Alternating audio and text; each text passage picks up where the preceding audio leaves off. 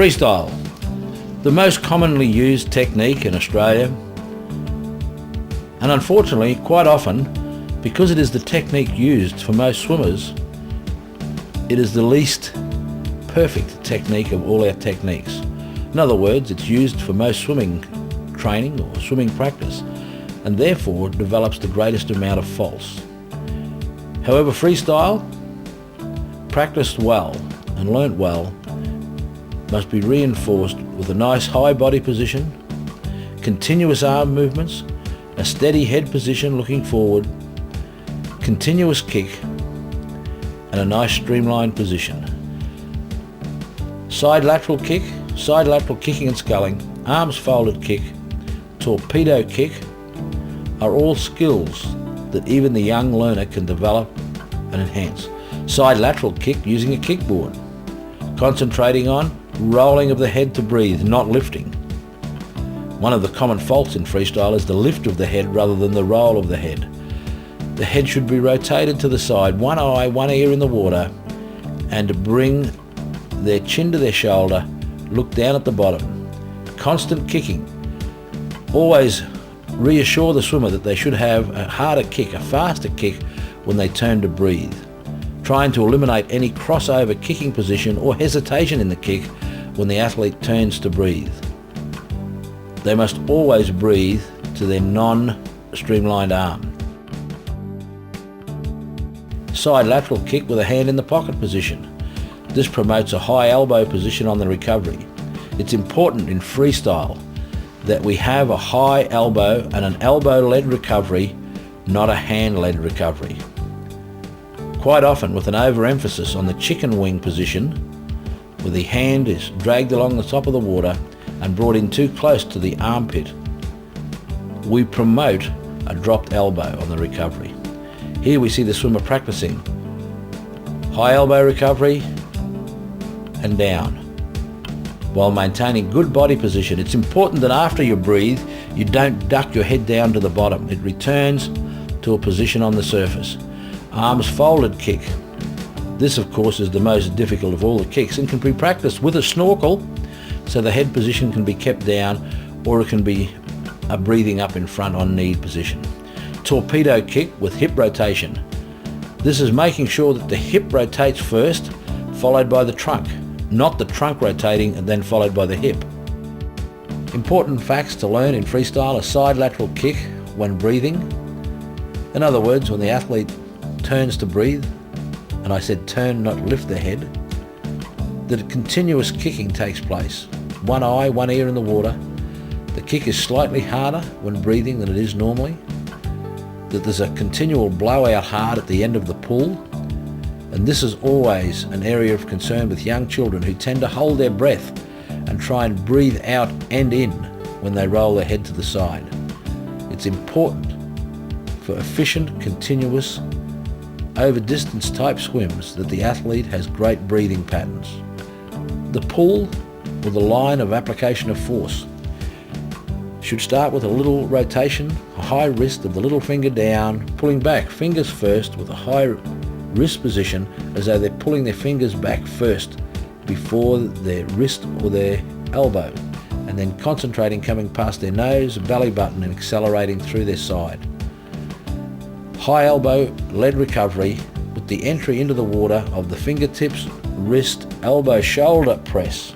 I like breathing every 4 on the way down and breathing every 4 on the way back, but breathing to the one side of the pool. That would be breathing on the right on the way down and left on the way back. This allows the swimmer to look at the teacher or the coach conducting the class. In freestyle torpedo kick, the athlete should look more towards the bottom of the pool than at the other end of the pool, or should look at the corner of the pool, that is the bottom corner of the pool, slightly forward but also slightly downwards. Kicking with a board is very important. Side lateral kick with a board, ensuring that the breathing pattern is one eye, one ear in the water. A breath in is taken, not a breath out, then a breath in is taken on the recovery position of the head. The pull through the nose, belly button side, then breathe, a high elbow and an elbow-led recovery in preference to a hand-led recovery, a gentle entry into the water at shoulder width, pulling through that center line, a high elbow and an elbow-led recovery. In developing good freestyle technique or backstroke technique, the body position is crucial to the reduction of resistance through the water.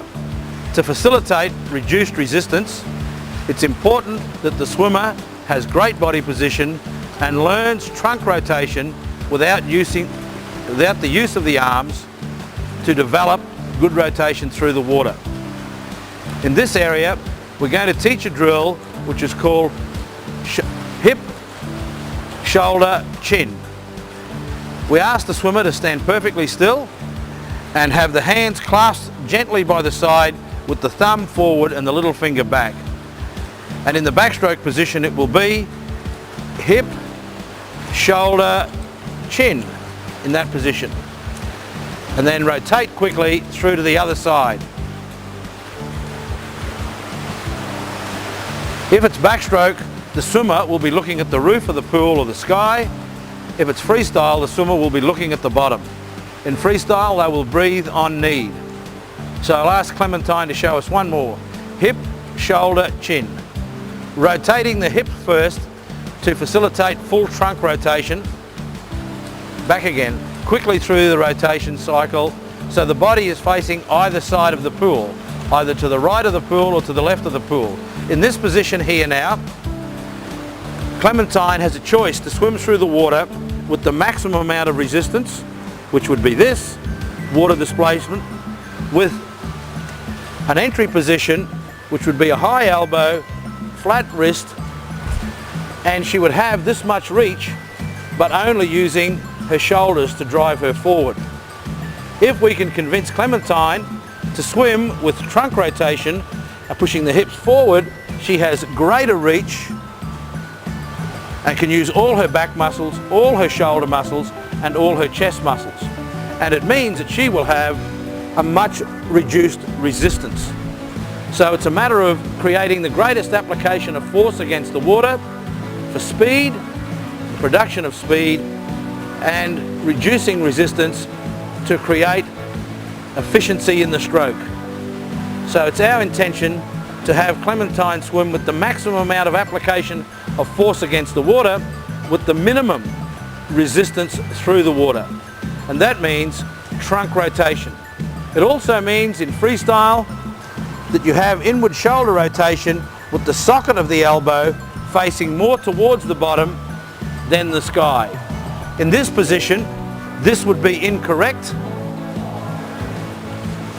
where the socket of the elbow is facing up. Even in that position there, we would want to have the socket of the elbow facing down, getting inward rotation of the shoulder joint and opening up a flat position here so that all of the forearm can pull back in a centered force application towards the body. Also remember, in any lesson it's important to have fun. Playing games with the swimmers is an important element of learning so that they wish to come and learn. Introduction to competition fun, team-based skills is team relays, best dive, least number of strokes, partner kicking, timed kick swims, and so on. One arm catch-up is an ideal way of promoting maximum hip rotation, continuous arm movement, and making sure that there's acceleration through the water.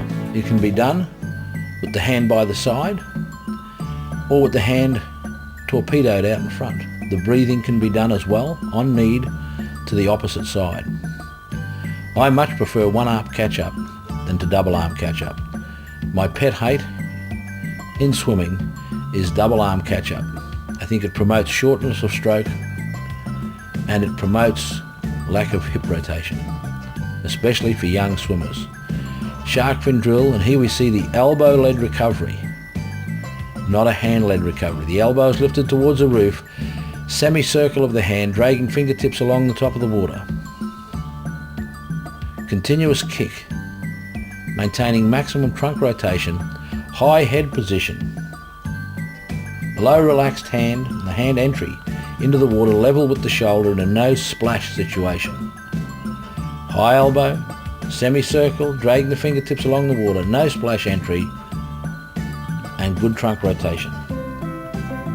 The sculling out in front is maximising the feel of the water with a high wrist and pulling in that slight S-bend and concentrating on pulling through the centre of gravity under the body.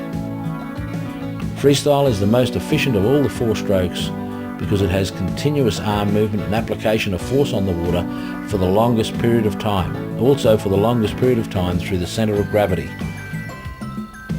Also can create minimum resistance with that concentrated trunk rotation. Notice the high head position. When the athlete takes a breath, they do not duck their head back under the water or drop their head too much. Continuous kick.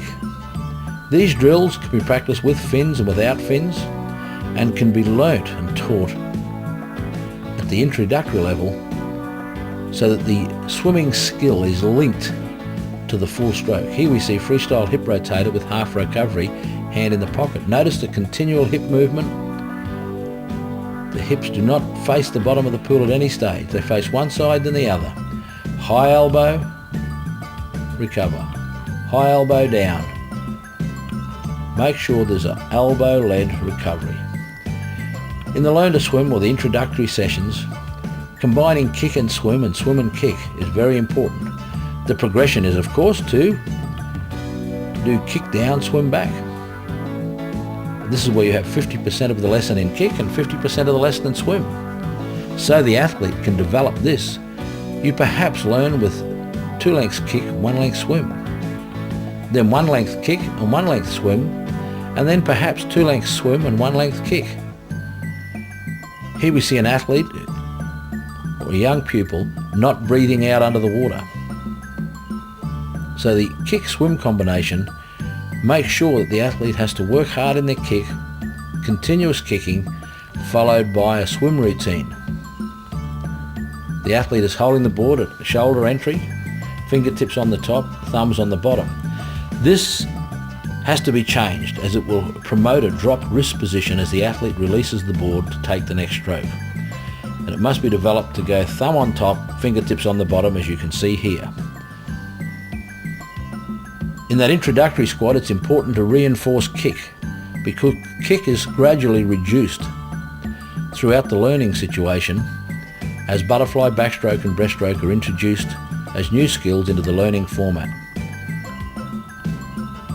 But the kick-swim combination, I think, is a very, very important safety measure so that the athletes are not running into each other. They're learning to circle the lane, kick down on the right-hand side, and swim back on the left. The same applies to backstroke, and you see a good position of the hands holding the board here, nice high position, nice head position, continuous fast arms and kicks, toes tipping the surface on the kick. Making sure the athlete, if they're not learning in a 50-metre pool, is not holding their breath. Here we see learning breaststroke or inverted backstroke. And the important thing is that you can combine the strokes back breast, breast free, or you can go kick swim in any of those combinations. But make sure that you slowly introduce extended swimming opportunities with petitioned kick opportunities. I think the best way is to start doing kick 2, swim 1, then kick 1, swim 1, then kick 1, swim 2. You can also practice backstroke down, breaststroke back. In this pattern, you're making sure you have equal exposure for the athlete to all given strokes. Also, a safety measure, the breaststroke people coming this way do not bang in or run into the people doing backstroke the other way. And it's an ideal way of learning how to circle the lanes. You can practice breaststroke down, freestyle back. This is also very good because it enhances the medley. It is believed that the most important event in a young swimmer's life is the 12-year-old 200 medley. This promotes efficient technique over 200 metres in all 4 strokes.